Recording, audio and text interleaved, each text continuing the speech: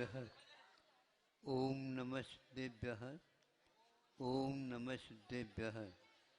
अहिंसा परमो धर्म की। आचार्य गुरुवर श्री कुंद कुंद भगवान की। आचार्य गुरुवर श्री ज्ञान सागर मुनि महाराज की। आचार्य भगवान श्री विद्यासागर जी महामुनिराज की। जब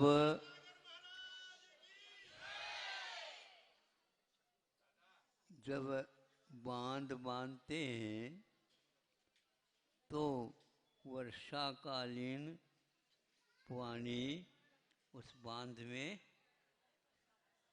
इकट्ठा हो जाता है और कई लोग सोचने लग जाते हैं उस बांध के सामने वाले, अब हमारे लिए पानी आएगा क्या नहीं आएगा, पानी आएगा क्या नहीं आएगा, सोचता रहता है। उसी बीच में पानी ज़्यादा वर्षा हो जाती है तो दरवाज़ा खोलना पड़ता है। अब दरवाज़ा जब खोल देते हैं तो पानी की फोर्स जो है, वेग गति इतनी बढ़ जाती है, भैया पानी भैया पानी, जा रहा सब लोगों के लिए आपूर्ति हो जाती है। तो वर्षा कितनी हुई है तब उस पानी के माध्यम से ज्ञान हो जाता है। तो पूरी नदी जहाँ से निकलती है वहाँ से लेकर के पहुँचते जहाँ पहुँचना भरूच जैसे, वहाँ तक सभी जगह के बांधों के कारण पानी सबको व्यवस्थित हो जाता है। इस साल हमें ये ज्ञात नहीं हो रहा है चातुर्मास चल रहा है क्या, सर्दी चल रही है क्या,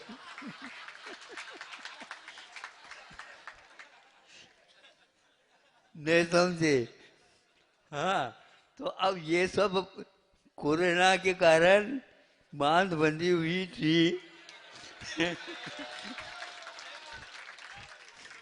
अब ये दक्षिण भी और उत्तर भी और पूर्व भी और पश्चिम भी, ऊपर से नीचे से सब जगह चारों तरफ से कौन से नदी का पानी कहाँ पर कैसा आ रहा पता नहीं लग रहा। अब हम चातुर्मास चल रहे कहें क्या, अब शीत का अगर चल रहा है कहें कि पता ही नहीं। और आप लोग आ जाते हैं तो अब बहुत दूर तक हो जाता है। तो इन लोगों ने अच्छा सुविधा किया कर रखा है शास्त्र दान का, तो वहाँ उसके बहाने से नहीं समझे एक शास्त्र ले रखा है और 10-20 व्यक्ति उसके साथ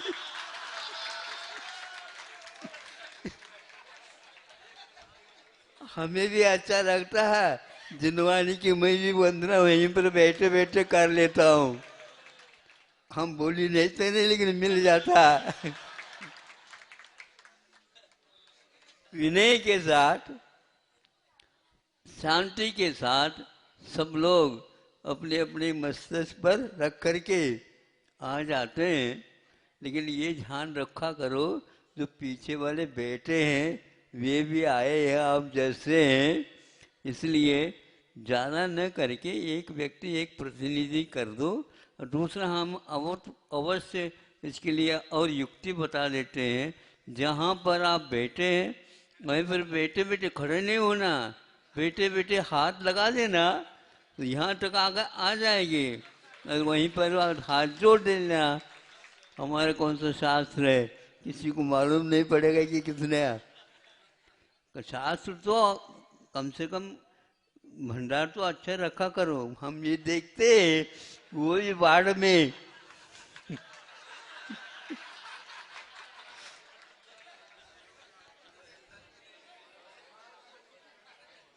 आपूर्ति होती चली जाती है। तो ये अच्छी युक्ति है।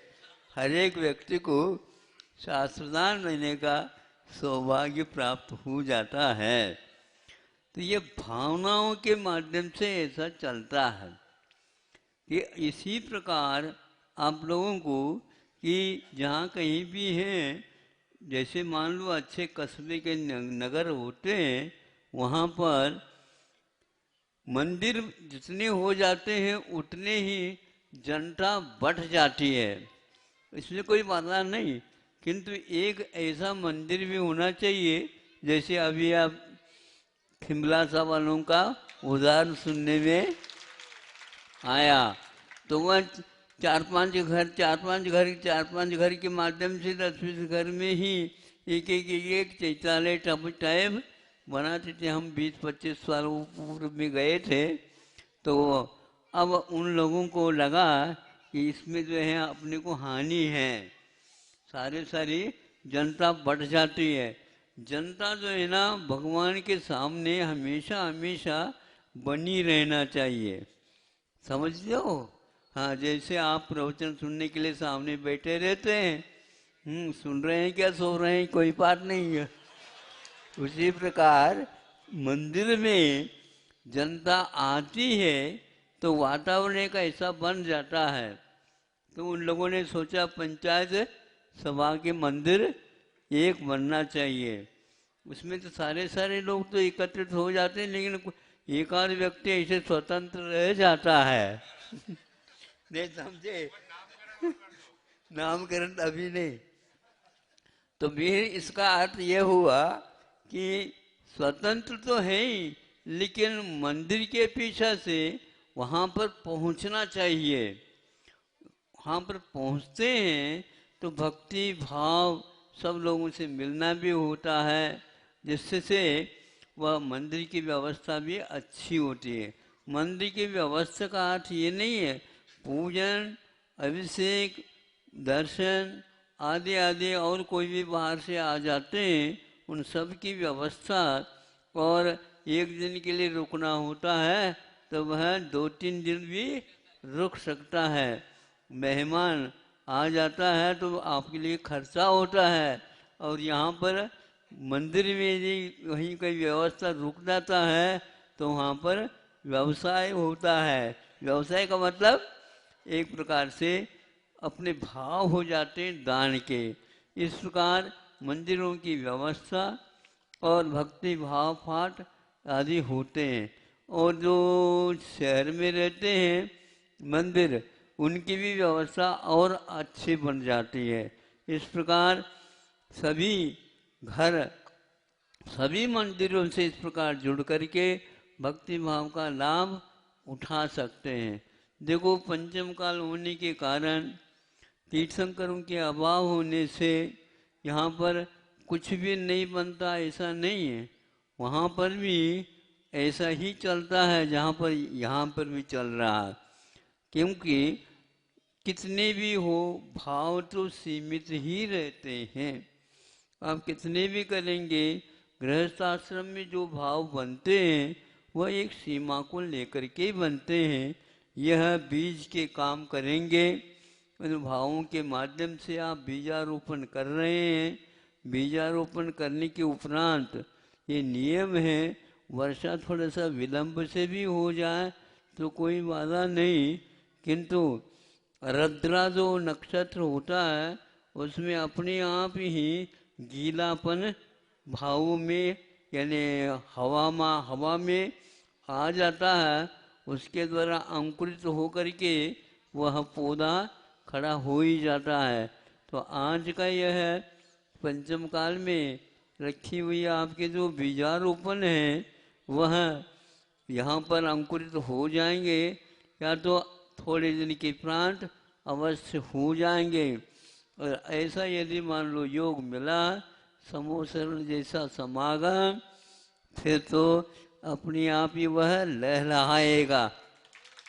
हम प्रभु से भक्ति करते हैं, प्रार्थना करते हैं आप लोगों को जल्दी जल्दी मिल जाए, तो उन आप लोगों के साथ हमें भी मिल जाए। अहिंसा परमो धर्म की। आचार्य भगवान श्री विद्यासागर जी